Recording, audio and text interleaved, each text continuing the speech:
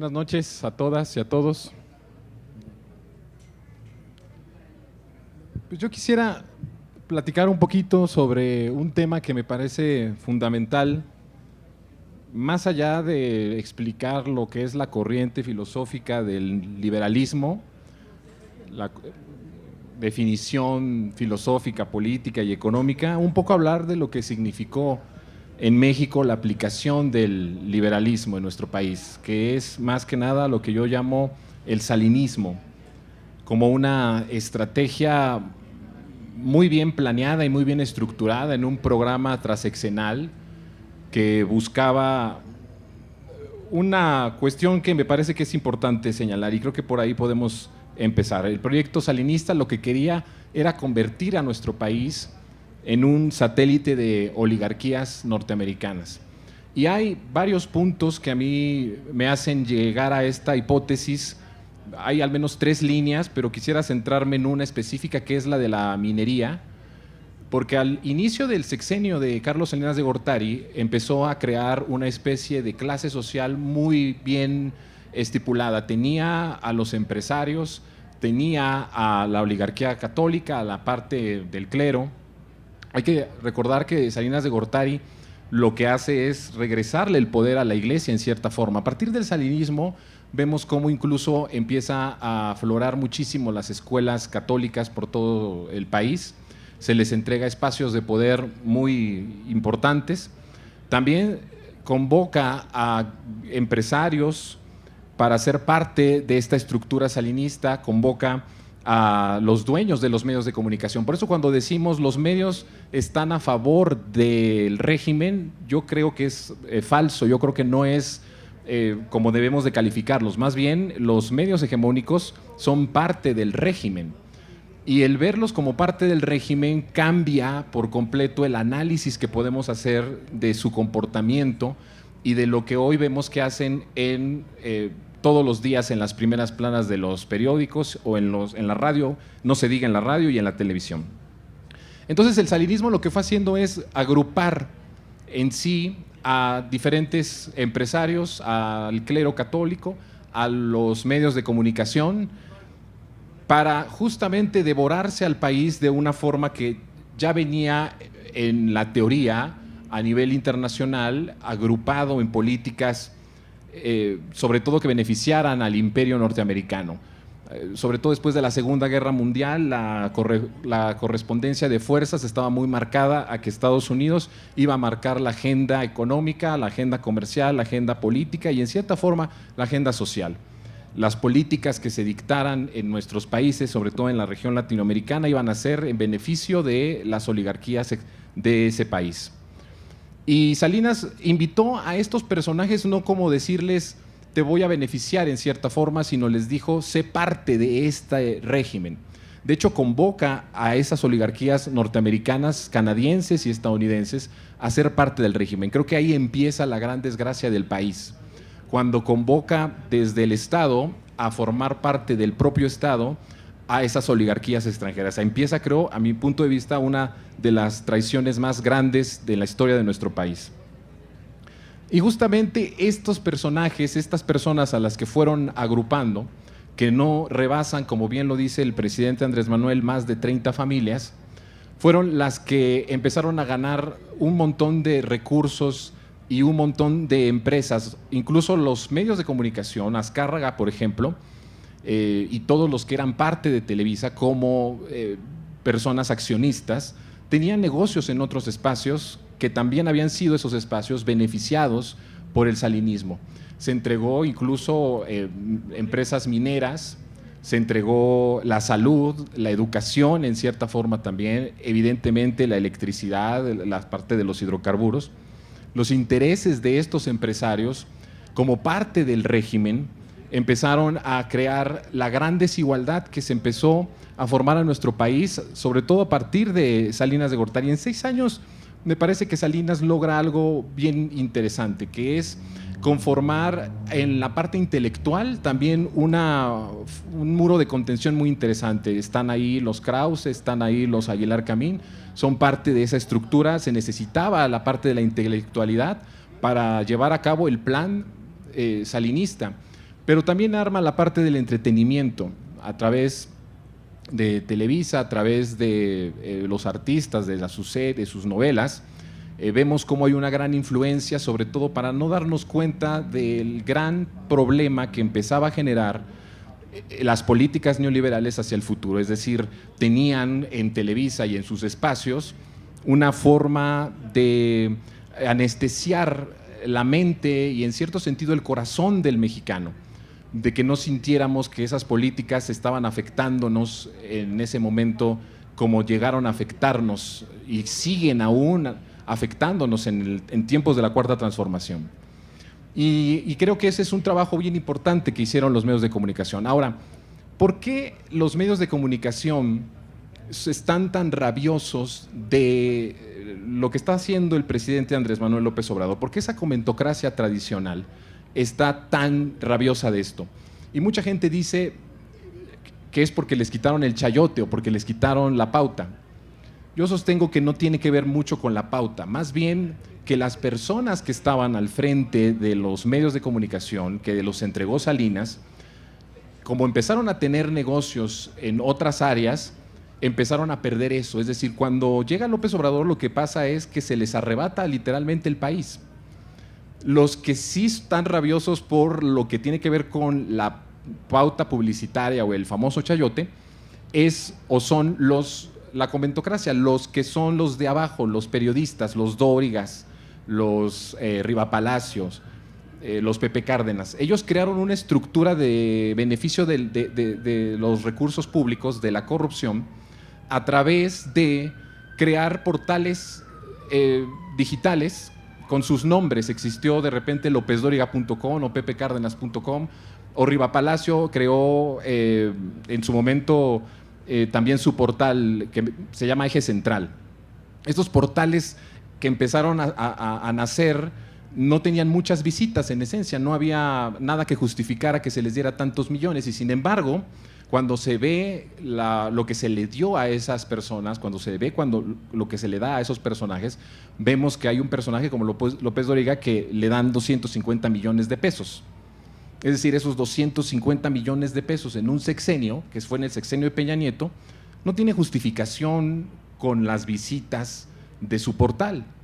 Era una forma de corrupción, de beneficiarse de la corrupción y de enriquecerse. Entonces, ellos sí tienen una lógica de estar enojados con el régimen, porque, bueno, más bien con la transformación, porque el régimen que los hizo ricos ya no tiene el manejo de los recursos públicos.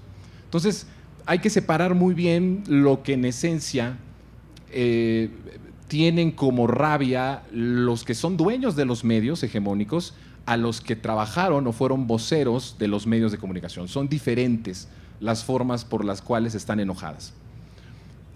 Volviendo a la parte del salinismo, de lo que significó y lo grave que fue para el país, quiero centrarme en la ley minera. La primera ley que lanza Carlos Salinas en su sexenio fue la ley minera. Y en esencia lo que pasaba con la ley minera no solamente era la entrega de los recursos, de los minerales, de las piedras, del oro, de la plata, del cobre, no solamente era eso, sino en esencia lo que se buscaba era enajenar el territorio. Ese era el propósito. Y hay una continuidad en el proyecto salinista, porque Salinas entrega una gran parte, pero quien entrega la mayor parte del territorio nacional a, sobre todo, mineras canadienses, es Felipe Calderón. Cuando oigo a personas decir que eran proyectos distintos los de Calderón o los de Fox que los de Salinas, propongo estas líneas de investigación y de análisis que tienen que ver con cómo había una continuidad de proyecto. Cuando llega Calderón, su primer proyecto fue justo lo de la ley minera. Y muchos dicen que Calderón, por ejemplo, saca al ejército para legitimarse. Y yo creo que Calderón no quería legitimarse, porque brindarle a Calderón la posibilidad de tener por lo menos un pequeño aire de tener cierto remordimiento de conciencia es darle muchísimo valor a esa persona. En realidad, lo que buscó con la militarización del país era dos objetivos primordiales. El primero era que sabía que en ese plan salinista se iba a entregar prácticamente la mitad de nuestro territorio. O sea, el suelo patrio entregado en magnitudes incluso mayores que con Salinas, fue con Calderón. Y para que tú puedas entregar semejante territorio nacional, necesitas control social. Y el control social lo estaba dando, lo iba a proveer el ejército. El ejército se despliega en todo el territorio con un objetivo de intimidación hacia la sociedad. Lo que provocó la ley minera y el arrebatamiento de tierras de, por cierto, los más pobres, porque los lugares en donde están las mineras, paradójicamente es el lugar en donde hay mucha más pobreza y mucha más olvido, es que hubo una resistencia feroz desde Salinas, pero por los medios, por el momento que se estaba viviendo, no se podía constatar esta furia de campesinos, de indígenas, de pobres, que fueron contaminadas sus aguas, que les arrebataron sus tierras, que los desplazaron forzadamente de sus lugares de arraigo, de su cultura. Y con Calderón, las empresas mineras le habían exigido que tenía que él ser quien controlara esas resistencias. Si nosotros pensamos que la revolución terminó en 1917, para esas personas, para esos pobladores, la revolución nunca terminó, siempre estuvieron en una constante lucha y en una constante resistencia. Y Calderón, cuando saca al ejército, lo que hace es controlar socialmente, intimidar esas resistencias. Entonces, no lo hace para legitimarse, lo hace para lograr controlar socialmente la desesperación y la rabia que despertaba en la gente el que sus tierras, el que sus aguas, el que sus territorios fueran contaminados o se les fueran arrebatados. La segunda parte de por qué Calderón saca al ejército a las calles tiene que ver con algo inédito en el país. Es decir, antes de Calderón se sabía que había cierta convivencia entre el narco y entre el gobierno, pero no fue hasta Felipe Calderón, que por cierto, ahí sí no es una planeación de mucha historia atrás. Calderón conoce a García Luna por Muriño, no es alguien que conociera abiertamente o que conviviera con él. Muriño le presenta a García Luna y se hacen muy amigos. De hecho, hay anécdotas de que convivían y se la pasaban de lo lindo en Los Pinos, convivían, jugaban, se divertían mucho, era una especie de club de Toby donde estaba Calderón, donde estaba Muriño, donde estaba García Luna. Y ahí es donde empieza a formarse el que ya no solo el Estado controlara o repartiera ciertos territorios al crimen organizado, sino que se beneficiara directamente del negocio del crimen organizado. Y es García Luna el que invita a Calderón a entrar a este gran negocio. Hay que decir que García Luna es parte del crimen organizado desde 1991 y siguió continuando como parte del crimen organizado hasta 2020, según la última información del juicio que se le está llevando a cabo en Estados Unidos. Es decir, para el momento en el que Calderón roba la presidencia de la República, que en estricto sentido la roba para profundizar la entrega de nuestro territorio, la privatización de nuestros energéticos, cuando llega Felipe Calderón y ve en García Luna la posibilidad de crear una estructura de negocio, lo que hace Calderón es algo inédito que nadie se había atrevido hasta ese momento, y era el crear una estrategia de seguridad, toda una estrategia de seguridad bien armada con la Policía Federal, con el Ejército, con la Marina, para la defensa de un cártel de la droga. Y eso me parece a mí que marcó un antes y un después en nuestro país. Yo pienso que en el 2006 se perdió el país. Lo que significó el fraude electoral no solo fue el que le arrebataran a López Obrador el triunfo, se perdió al país, exactamente. Y eso creo yo que tiene que ver mucho con la forma en la que nosotros pensábamos que solo había quedado en no respetaron el voto, o en que el IFE estaba vendido, o en el que se hizo una trampa cibernética para alterar los números del PREP, y nos fuimos dando cuenta después de que su proyecto era un proyecto totalmente de muerte. Y creo que es importante señalar que el salinismo tenía ese proyecto de privatización. A Fox le toca la parte fiscal, a Fox le encargan que tenga la posibilidad de gravar los alimentos y las medicinas con el IVA. Y cuando Fox se lo propone incluso a López Obrador, le habla a López Obrador y le dice, vamos a hacer más grande el pastel, el propio presidente lo cuenta, y le dice justamente, oye, vamos a gravar el IVA a alimentos y a medicinas. Esa era la reforma más importante que le habían asignado, este proyecto transeccional salinista, a Vicente Fox. No lo logró. Y tampoco logró parar en esencia a López Obrador, porque lo que logra con el desafuero fue fortalecerlo, y por supuesto fue el que su lucha de López Obrador tuviera ya una resonancia nacional. Si bien el trabajo que López Obrador había hecho en la ciudad ya era conocido en el país, con la intención del desafuero, pues era mucho más fuerte, ¿no?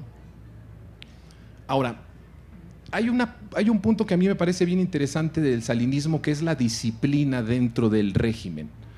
En el 94, como Salinas se encarga de entregar muchas cuotas de poder a diferentes empresarios, a los medios, a justamente las mineras, a diferentes personas, cuando llega el 94, yo creo que el salinismo rebasa a Carlos Salinas. Y se viene algo que marca también al país, que es el asesinato de Luis Donaldo Colosio. Sí, ustedes, he entrevistado a Laura Sánchez Ley, he hablado con ella, que ha documentado mucho este tema de Colosio. Y si ustedes me preguntan a mí quién mató a Colosio, lo que yo puedo decir es el salinismo. No quiere decir que haya sido Salinas, porque para el momento en el que estaba pasando el 94, ya Salinas estaba muy rebasado por su propio proyecto, por su propia forma de entregar este poder y este dinero y compartir todo lo que era la ganancia del Estado, todos los recursos del Estado, toda la esencia del Estado. Y es posible que, como él dice, se lo hayan matado. Lo que sí es un hecho es que a Colosio lo mató el salinismo, lo mató el propio sistema. Cuando le preguntaron a Federico Arreola hace unos años quién mató a Colosio, él dijo el sistema, el Estado fue el que lo mató. Y tiene razón, porque ya el Estado no significaba tanto Salinas, sino lo que había creado, la entrega de poder tan grande que hizo, la repartición de poder tan grande que hizo, para poderle dar viabilidad a su proyecto transeccional, era bastante poderoso, ya era imparable. La disciplina ahí era importante. No importaba. Esta disciplina me parece que era una disciplina muy interesante. En cierta forma, Colosio no creo que sea o haya significado que iba a cambiar las cosas. Sin embargo, en ese momento, como era un régimen tan incipiente, que era transeccional, que se buscaba cuidar de una forma muy fuerte, sí creo que la disciplina era muy importante y las formas eran fondo, las maneras como las que hablaba. Pero en realidad la continuidad del salinismo nunca estuvo amenazada, porque pudo haber sido un Camacho Solís, o pudo haber sido un Mario Fabio Beltrones, o pudo haber sido un Colosio, o como fue, pudo haber sido Zedillo, que al final fue. Y si revisamos cómo actuó Zedillo en su sexenio, pues es la misma política del salinismo, no cambia ni en materia económica ni en materia social, nada. Incluso hay una profundización de las políticas neoliberales y también de las masacres, de la violencia del Estado en contra de la gente y en contra de los ciudadanos. Acteal, por ejemplo, es uno de esos grandes ejemplos, de esas resistencias, de esos movimientos que fueron apagados y que fueron reprimidos. Entonces, la disciplina en lo que es el sistema neoliberal era muy disciplinado, y después sí fue muy aplicado, de que no importaba que Zedillo tal vez no tenía una buena relación con Salinas, lo importante era la continuidad. Cuando llega Fox en el 2000, se crea esta imagen o esta realidad de que viene la transición y que con esa transición vamos a tener democracia y vamos a superar el priismo. Esto había sido una estrategia realmente así.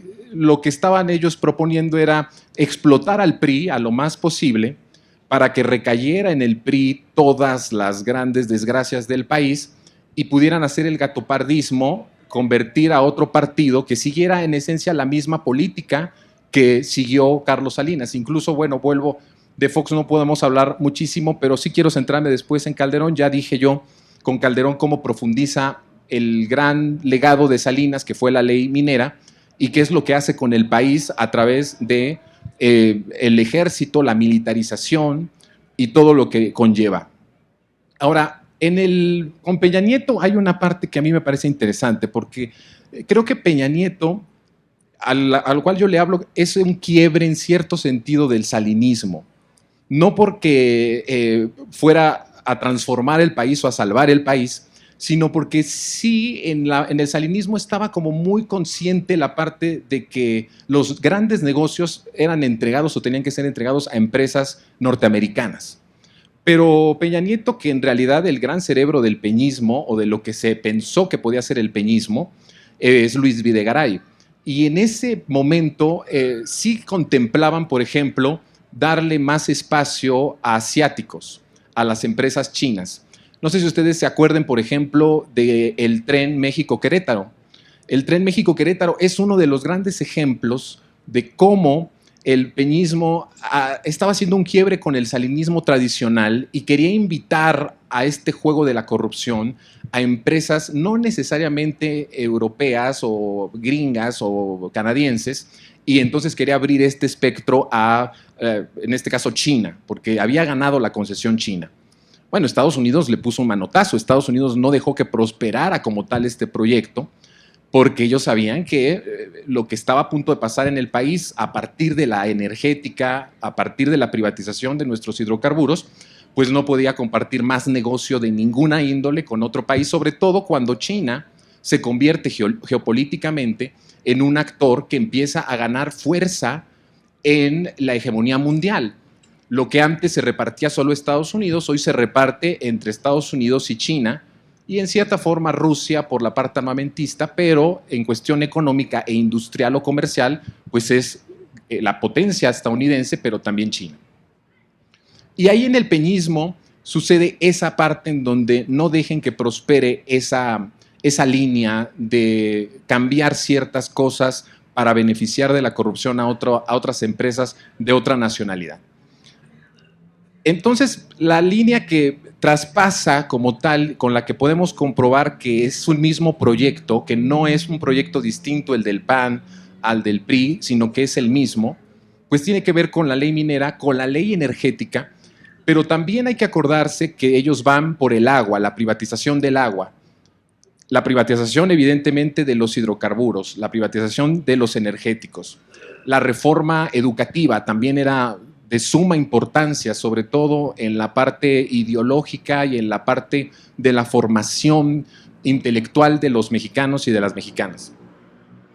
Y creo, y mi punto de vista es que el salinismo sigue estando vivo, no en el poder ejecutivo, no en el gobierno federal, pero sigue estando vivo en los medios de comunicación, sigue estando vivo en las oligarquías nacionales y extranjeras, siguen estando vivos en todo lo que tiene que ver con la parte económica y social, en los medios de comunicación, en los órganos autónomos también, que fueron creados en función de no dejar prosperar la política si llegara en algún momento un gobierno popular, para debilitar la función del Estado y sustituirla por privados, sustituirlo por órganos controlados por intereses meramente económicos, más que por intereses de las masas o de las mayorías.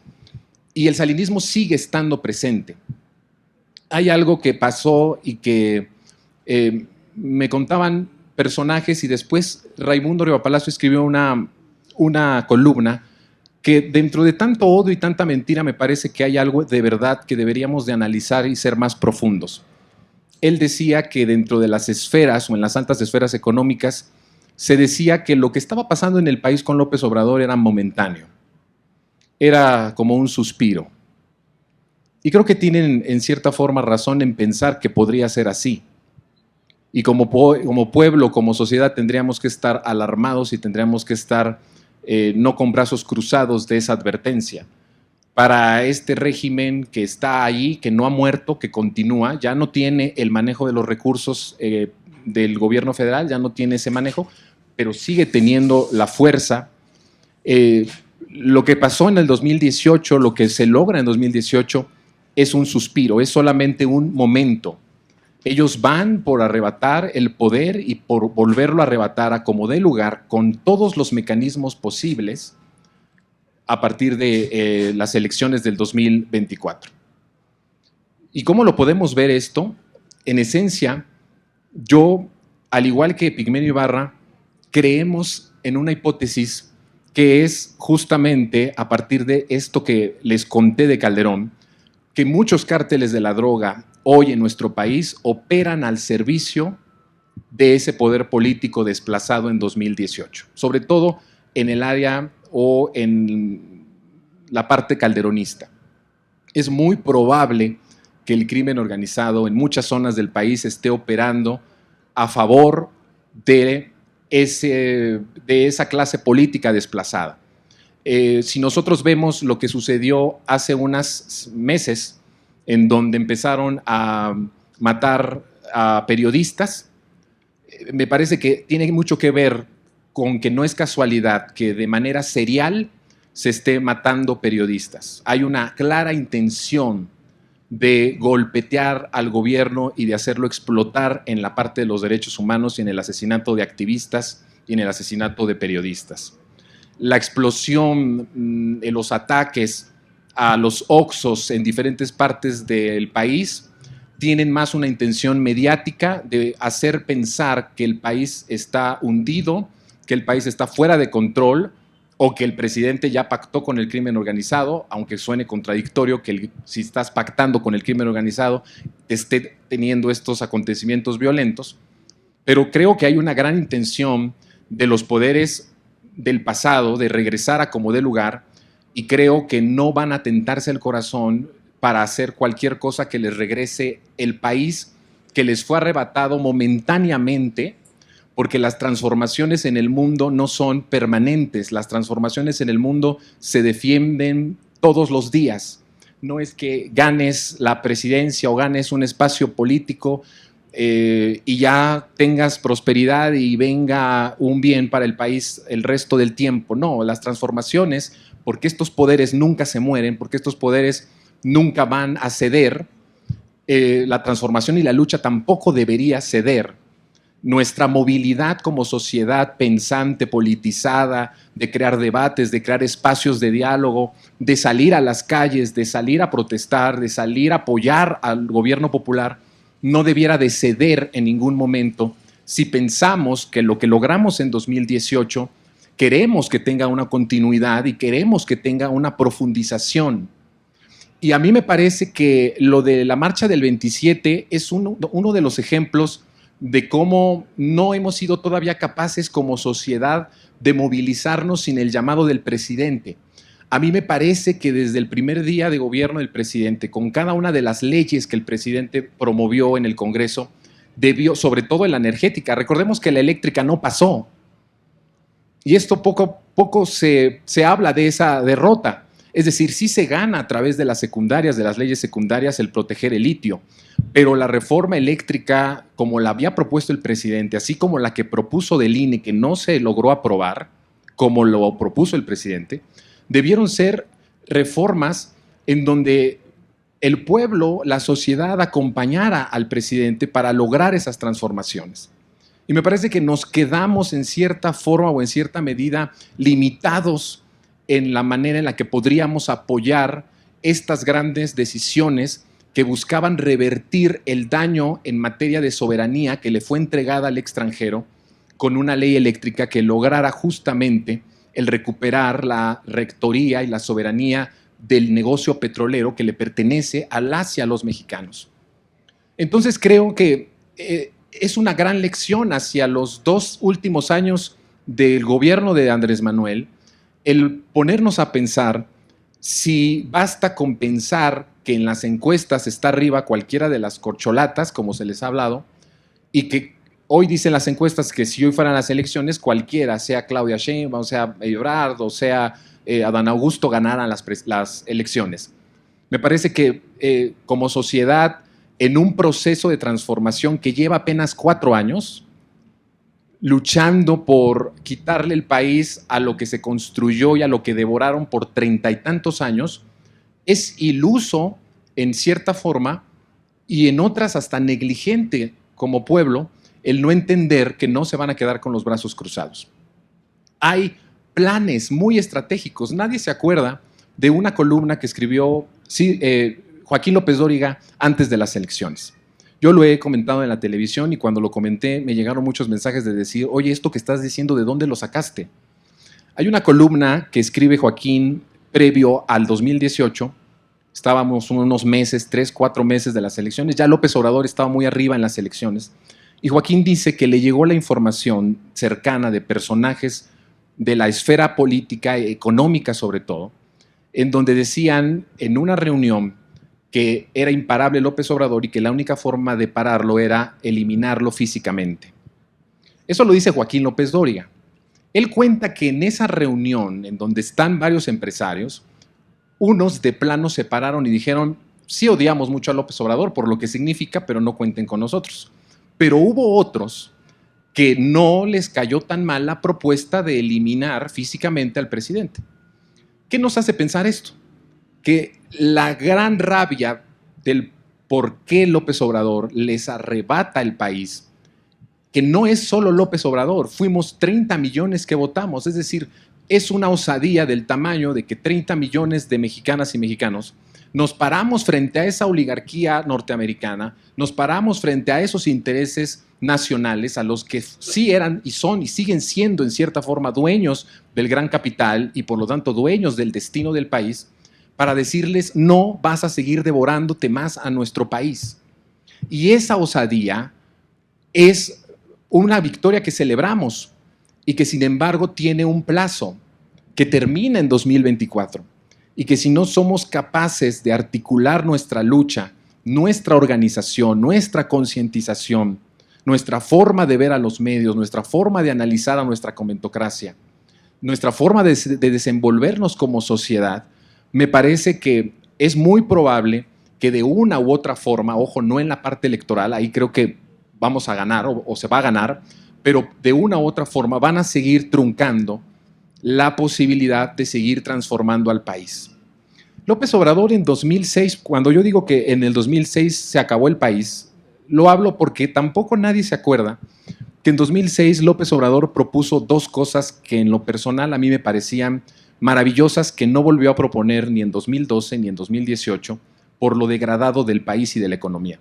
López Obrador no propuso un tren Maya en 2006, propuso un tren bala, un tren rápido de México a Tijuana. Y nadie se acuerda, o casi nadie se acuerda de que eso lo propuso López Obrador. El país se nos vino tan abajo que ni siquiera lo volvió a pensar López Obrador. No era posible en 2018 lograr algo así. Y había otra cosa que López Obrador propuso, que tampoco nadie o muchos no se acuerdan, que era el aumento directo al salario de las personas. Lo que proponía López Obrador era más que crear tal vez una pensión para adultos mayores o acompañado de esa pensión, un incremento de dinero directo a la economía de las personas. Si tú ganabas 6,000 pesos, ibas a ganar 8,000 pesos porque el gobierno iba a inyectar 2,000 pesos directos a la activación de los recursos y del salario de las personas. Y lo que vemos es que estos planes de López Obrador, que estaban muy bien pensados, que estaban muy bien estructurados, no fueron planes que volviera a proponer ni en 2012 ni en 2018, por la posibilidad de que el país dejó de tener la viabilidad. Cada vez más el país, en cada sexenio, se fue debilitando más. Cada sexenio perdíamos algo, no solo de nuestra dignidad como pueblo, como sociedad, sino de cosas tangibles, de cosas reales. Y creo que si nosotros creemos o pensamos que para el 2024 tenemos asegurada la continuación de este proyecto de transformación, estamos cayendo en una gran irresponsabilidad. Me parece que es un tiempo de volver a reflexionar, como lo hacíamos hace años cuando queríamos ganar el 2018, volver a reflexionar en la misma intensidad y yo creo que aún mayor, porque lo que se ha logrado en el país, que a mi parecer es mucho en materia social, en materia política, en materia económica, se puede perder en un abrir y cerrar de ojos, porque ellos siguen teniendo el control del gran capital. Y el poder político y el poder ejecutivo no basta para hacerle frente a los poderes fácticos. No se logra el poder ganando la presidencia. abona a la democratización, abona a las libertades, abona al proyecto de transformación, pero no lo es todo. Y creo que ahí es donde necesariamente tenemos que mirar hacia esta nueva articulación de organización y de concientización. Siguen ellos controlando los medios de comunicación, porque son, como lo dije al principio, los medios son parte del régimen y no van a parar en ningún momento en su afán de debilitar moralmente y éticamente lo que significa la transformación de nuestro país. Pero ellos no están a gusto con lo que está sucediendo en el país, no están a gusto con la repartición de miles de millones de pesos para el bienestar del país, no están a gusto con que hoy los jóvenes estén estudiando y trabajando, no están a gusto con que tengan becas todos los estudiantes de preparatoria del país, no están a gusto con que el pastel que se devoraron hasta vomitar y seguían devorándoselo, hoy esté repartido en el grueso de la sociedad. Esto es algo bien importante y maravilloso que está sucediendo, que sin embargo está tan frágil y está tan rápido de volver a retrocederlo, que creo que no tendríamos que permitirnos que ese México profundo, que ese México olvidado, que hoy vuelve a ser dignificado con la entrega directa de recursos, con un estado de bienestar que está empezando incluso a crear condiciones para revertir la desigualdad. Aún es pronto para decirlo, pero ya hay bases e indicadores que nos muestran que la desigualdad empieza a ceder en sectores históricamente olvidados, sobre todo el sur. Acordémonos que el sur es uno de las partes geográficas del país más olvidadas en la historia del neoliberalismo, y que empiezan a ser rescatado esa movilidad social. Pero así como es rescatada esa movilidad social, puede ser aplastada. Y para ejemplo, podemos citar o podemos ver nuestros hermanos latinoamericanos, lo que ha pasado en América Latina y cómo se ha revertido en tan poco tiempo lo que se logró en muchos años. Brasil es uno de esos ejemplos. Durante muchos años se logró sacar de la pobreza a su población, logró revertir la desigualdad y están peor que antes de Lula con un gobierno de Bolsonaro. El destruir lo que se construye desde la transformación es muy sencillo, y el revertirlo sin un apoyo social, sin un apoyo, sin una base social movilizada en las calles, movilizada en las conciencias, es una posibilidad muy real de que logren revertir lo que se ha logrado. Por eso el presidente ha querido asegurar ciertas cosas que serían criminales que se revirtieran. Por ejemplo, la pensión a los adultos mayores o las becas a los jóvenes. Hay cosas que están aseguradas en la Constitución, sin embargo, hay cosas que no pudieron estar aseguradas en la Constitución por los medios de comunicación, por el salinismo, el neoliberalismo que sigue estando operando en los partidos de derecha que están en el legislativo, y por la falta de contundencia en 2021 de votar mayoritariamente por la transformación. Creo que esa fue una responsabilidad y en cierta forma una carga de los ciudadanos, el no haber entregado el Congreso de nuevo al Partido de la Transformación, que asegurara que muchas de las cosas que hoy son grandes osadías en un país en desgracia se pudieran revertir al no estar aseguradas en la Constitución. Entonces me parece que ahí hay una gran posibilidad de ciudadanos como pueblo asegurar, porque López Obrador se va en 2024 y él ha dicho que no va a regresar y él ha dicho que se va a retirar. Y no va a haber un López Obrador segunda parte, no va a haber un líder que convoque tanto, porque en esencia López Obrador no es un ser de carne y hueso, un humano como tal que vemos en Palacio. López Obrador es la proyección del anhelo social de lucha de muchos años. Es la proyección de hambre, de sed de justicia, de cambio, de generaciones de derrota, de generaciones aplastadas, de generaciones humilladas, que proyectaron en ese líder la posibilidad de que las cosas y que la ecuación cambiara para la mayoría. Y eso me parece que es una responsabilidad de nosotros continuar ese proceso que ya no le va a pertenecer o ya no le va a corresponder a López Obrador. Y eso creo que es algo de lo que tendríamos que estar preparándonos como ciudadanos y como pueblo, de que no va a haber y no se va a repetir algo así. Pero creo que hay algo que López Obrador y que la transformación ha dejado, que es la concientización y la politización. Como nunca antes se habla del salario mínimo, como nunca antes se habla de democracia participativa, como nunca antes se habla de libertades, cosas que no existían en la conversación de la ciudadanía. ¿Ustedes creen que se debatía de democracia en los años del neoliberalismo? Era algo que ya sabíamos, la gente decía, pues siempre son los mismos, el que gane va a ser igual, todos los políticos son iguales. Era parte de la trampa para no permitir que alguien que actuara distinto, que propusiera algo distinto al stalinismo, al neoliberalismo, tuviera el poder. Y entonces me parece que ahí es una oportunidad que tenemos nosotros como ciudadanos de tomar completamente el control de la transformación una vez que López Obrador salga del poder en 2024 como lo ha dicho. Que le daba al presidente para una reelección, posiblemente le daba. En muchas democracias la reelección no es sinónimo de antidemocracia, muy por el contrario, son sinónimos de continuidad. En el Zócalo se lo pedían a López Obrador, le decían reelección, reelección, reelección. López Obrador les dijo que él era maderista. Y yo estoy seguro que muchos dejaron de gritarlo con las voces, pero lo seguían repitiendo en las mentes. No vamos a volver a tener a un López Obrador en la presidencia. Y eso hay que tenerlo por seguro.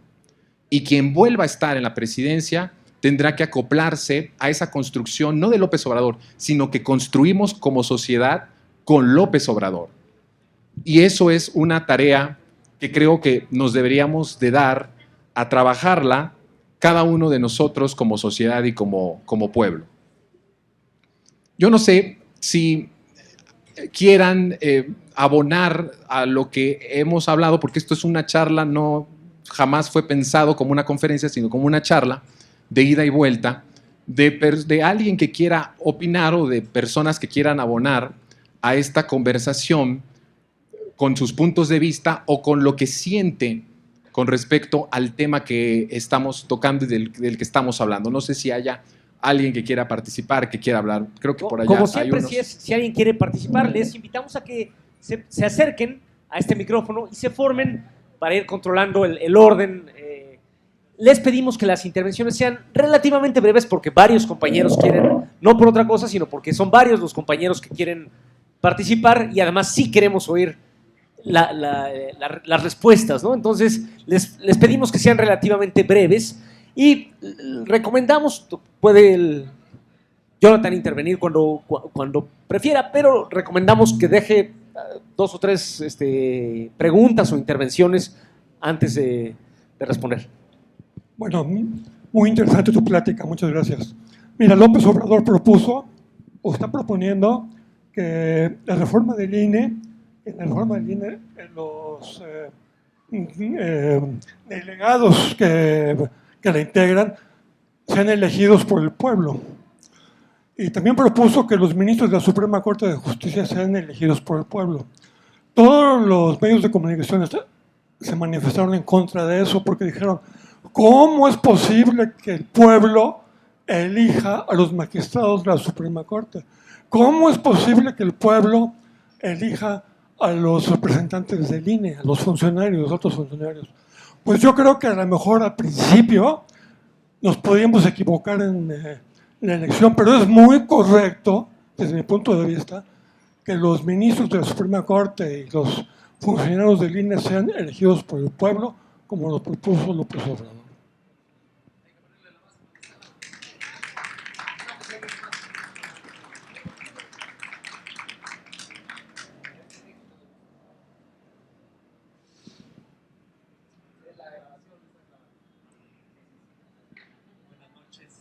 No, bueno, sí, ¿se oye?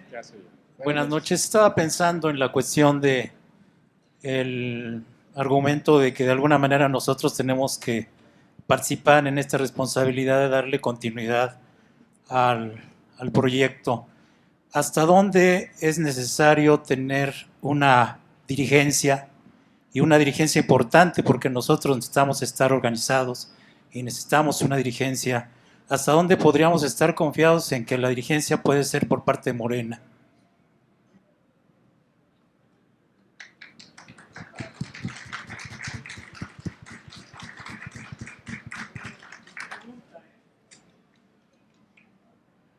Jonathan, buenas noches. Buenas noches. Yo te he seguido hasta en tus programas de Aunque usted no lo vea. Muchas Te gracias. felicito.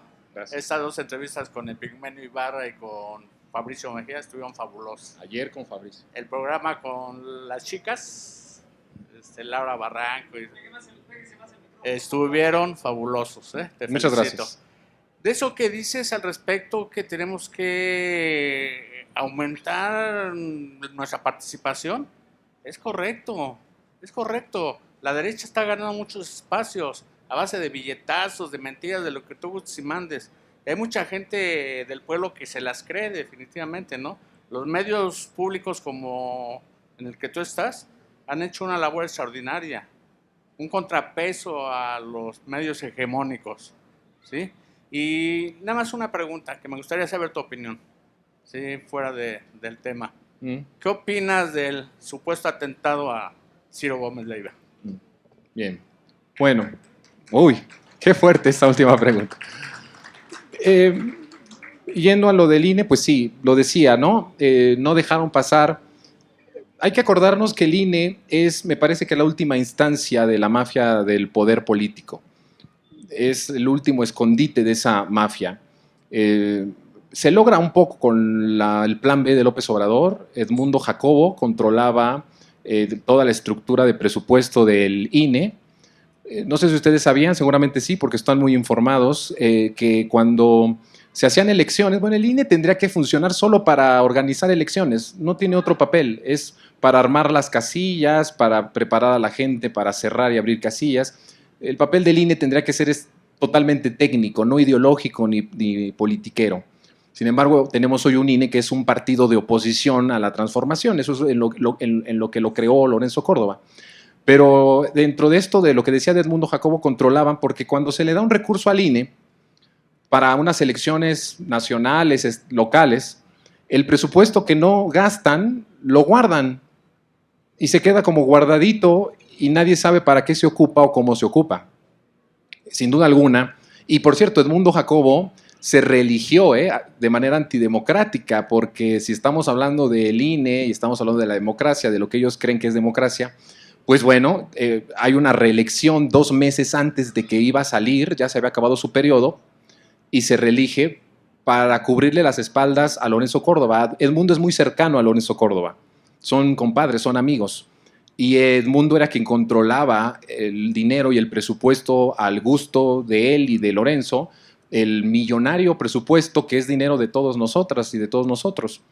Me parece que se da un gran paso. Solo en el primer año, 2023, el ahorro por concepto del Plan B van a ser de más de 5,000 millones de pesos. En un país como México, que está en una transformación, en un camino de transformación, un ahorro de 5,000 millones de pesos es muchísimo. Pudo haber sido mucho más, pudo haberse elegido a los consejeros de manera democrática, pudo haberse elegido a los magistrados de manera democrática, se pudo acotar el poder que se tienen los partidos sobre el instituto, sin duda alguna. No dio para que se fuera de esta forma, sin embargo el plan B creo que tiene cosas positivas y tiene cosas fuertes. Con respecto a lo de Ciro Gómez Leiva, yo expreso mi repudio a cualquier tipo de violencia, pero hago una pregunta que ya la había dicho de los asesinatos seriales de los periodistas. Es sospechoso que en un determinado tiempo fueron muriendo periodistas, 2, 3 periodistas de forma serial, de forma consecutiva. Y me parece es que a quién le conviene un atentado en contra de un personaje como Ciro Gómez Leiva. Es decir, al gobierno y a la transformación no le conviene quitar la voz ni dejar la voz de Ciro Gómez Leiva. Al contrario, hoy como nunca hablan y dicen lo que quieran decir. Son golpistas, inventan todos los días que México está en la ruina, que México está tirado. Todos los días es una invención. las fake news que antes eran los chats de las tías y de los tíos derechistas de WhatsApp, estas cadenas que se mandan por WhatsApp, dejaron de ser eso y se convirtieron en las primeras planas y en los reportajes estelares de los medios de comunicación. Entonces, el gobierno no tiene ningún problema con que exista Ciro Gómez Leiva, con que exista Carlos Loret de Mola, con que existan ellos. Entonces, no puede venir este atentado, este intento de asesinato a Ciro de parte del gobierno. Eso no tiene lógica, no tiene sentido. Pero yo pregunto, ¿a quién sí le conviene que haya un mártir de la derecha o un mártir de los medios golpistas de derecha? ¿A quién le conviene? Y el respondernos que no son capaces de eso, ya dije yo que querían eliminar físicamente al presidente, que inventan todos los días una forma para sacarlo del poder, el golpe blando, que está funcionando de alguna forma. No es que haya tenido éxito, pero está echado a andar el golpe blando en el país, desde luego. Y que todas las herramientas van a ser utilizadas para arrebatarle el poder a la transformación, pues claramente que sí. Entonces sí creo que la pregunta aquí es a quién le conviene este tipo de acciones en este momento del país en donde se está acelerando muchísimo la transformación. Creo que es importante. Sí, tenemos que reprobar todo tipo de violencia. Desde luego que sea Ciro Gómez Leiva o sea quien sea, no nos gusta este tipo de acciones, pero sí hay que preguntarnos a quién le conviene esto. Y no es por ser conspiratorios, pero creo que tienen toda la posibilidad y tienen toda la mala entraña para lograrlo. No sé si haya alguien más que, si tengamos tiempo para...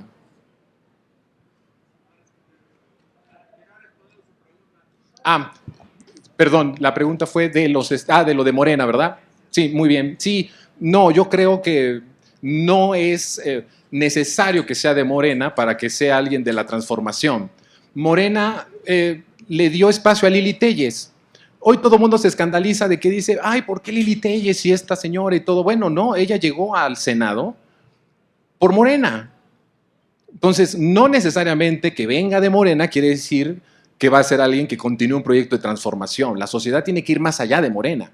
Tiene que ir a una par de transformación con concientización y con información de quiénes son los personajes. El que sea alguien de Morena no garantiza que sea alguien que continúe con una transformación o con un bien que beneficie a las mayorías. Así de sencillo, así de fácil.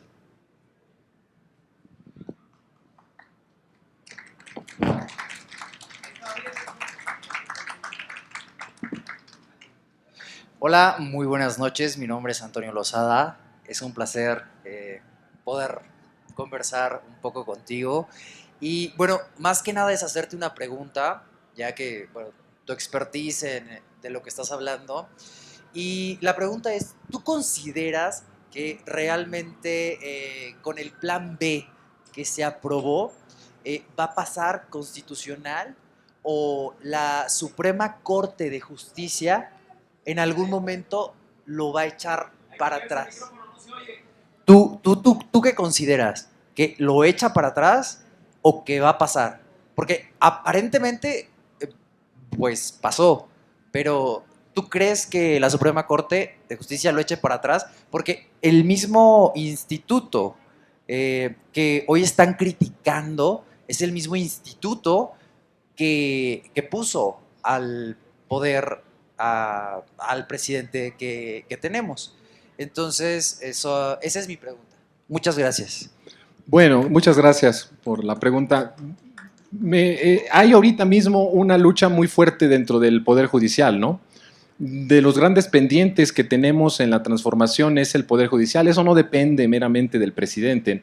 No le achaquemos poderes extraordinarios al presidente, más de lo que puede hacer, más de lo que humanamente puede hacer. Creo que más bien ha hecho muchas cosas sobrehumanas el presidente, con lo que tiene, con lo que le dejaron. Porque realmente lo que hoy estamos viendo de avance del país es a cuentagotas con lo que le dejó el proyecto devorador del salinismo.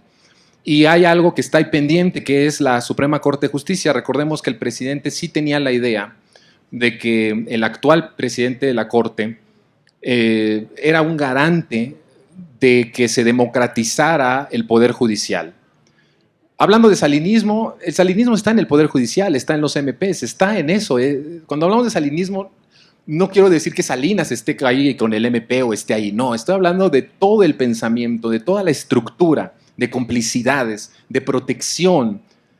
Está ahí en esos espacios y en el Poder Judicial lo veo. Incluso veo que muchos de los que propuso López Obrador para ser personas que estuvieran como ministros están traicionando en cierta forma a la transformación. Entonces, si tú me preguntas qué pienso que va a hacer la Suprema Corte en un momento en el que se está definiendo quién va a quedar al frente de la Suprema Corte, a mí me parece que es de pronósticos reservados y que ojalá y que estén a la altura los que propuso el presidente, que se supone que tendrían que estar de acuerdo con la democracia y con la transformación, con la democracia plena, pues me parece que es posible que se imponga eso. Sin embargo, recordemos que hay intereses y presiones económicas muy poderosas al interior de todos estos lugares que podrían echar atrás el plan B para que las cosas continúen como hasta este momento están. Lo que no podía pasar es justo eso, que las cosas dentro del INE se queden como están, porque esa no es democracia, porque esa no es libertad, es un instituto entregado a los intereses económicos, entregados a los intereses políticos de la derecha, que juega hoy más como un factor de golpe que como un organizador de elecciones. Ni para eso son buenos, son inútiles hasta para eso. No pudieron hacer una consulta de revocación de mandato exitosa, no pudieron hacer una consulta para enjuiciar a los expresidentes, la boicotearon desde adentro, se dedicaron a boicotearla y a echarla abajo desde adentro del instituto. Como tal, tenemos al INE, no podremos seguir teniéndolo. Y es muy posible que la Suprema Corte lo eche para atrás.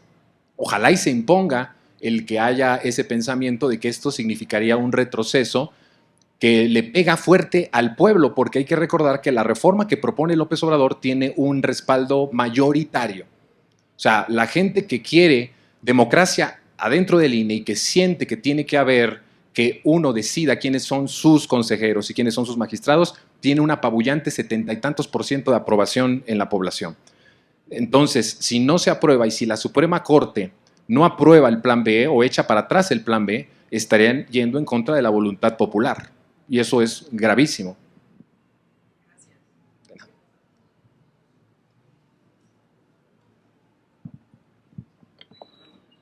Sí, buenas noches. Mi nombre es José Amador.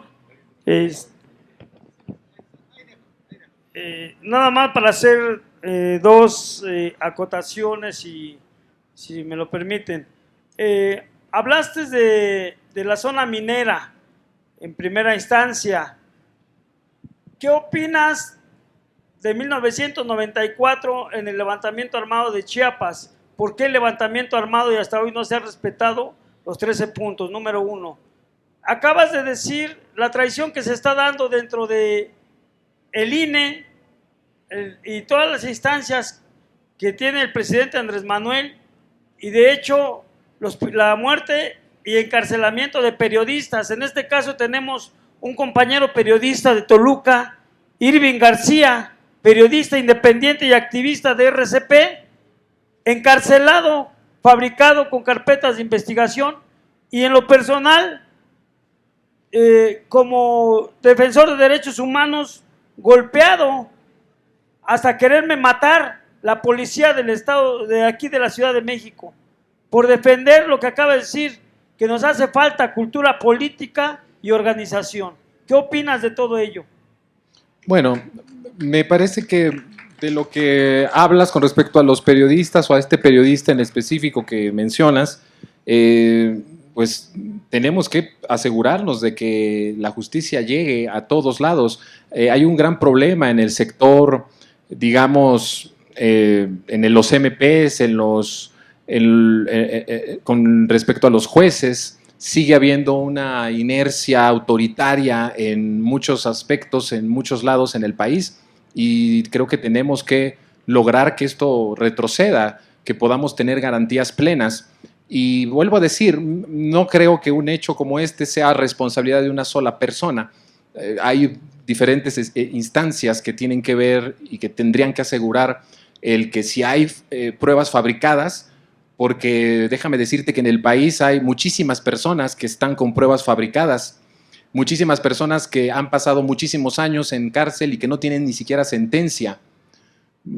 Un caso muy mediático, bueno, acaban de salir unos de un documental y los acaban de liberar justamente después del documental, pero por ejemplo Israel Vallarta, del caso Florence Cassés, es una de esas personas que sigue encarcelado y que sigue siendo una persona que está ahí por totalmente un montaje que se armó desde la televisión. Entonces creo que sí tenemos que presionar a que la transformación llegue a todas las instancias, no solo al Poder Ejecutivo, porque el Poder Ejecutivo no lo es todo.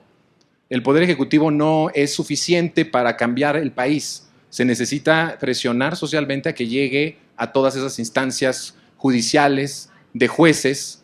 Solo para darte un dato, hay jueces que fueron seleccionados y que fueron impulsados por los Duarte, por Borges. Imagínate, estos jueces que respondieron a esos gobernadores tan terribles, fueron impuestos por estos gobernadores. Sigue habiendo el autoritarismo, la antidemocracia, el régimen antiguo y podrido en los jueces, en las instancias de impartición de justicia. Y eso es muy complicado revertirlo. Es muy complicado revertirlo. Es un proceso lento, tan lento como la pacificación, por cierto, porque la pacificación que hoy la gente le exige al presidente, y con esto quiero terminar, creo que es bien importante porque muchos queremos que se acabe la violencia. Es muy fácil haber declarado la guerra desde un cuartel militar rodeado de militares o desde Los Pinos. Lo difícil era declarar la paz, lo difícil es declarar la paz.